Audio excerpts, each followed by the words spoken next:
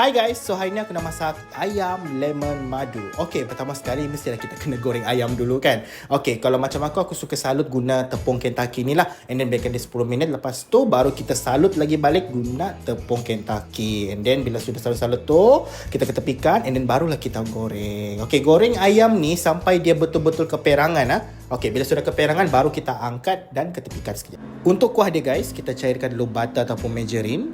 Lalu masukkan bawang putih, masukkan sos cili, sos tomato dan juga madu. Lepas tu kita kacau-kacau, baru kita masukkan air ikut sukatan kamu. Masukkan secukup rasa dan kemudian masukkan lemon.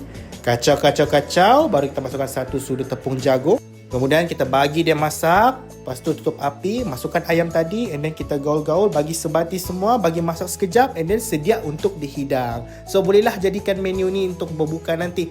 So macam biasa, full recipe boleh rujuk caption di bawah.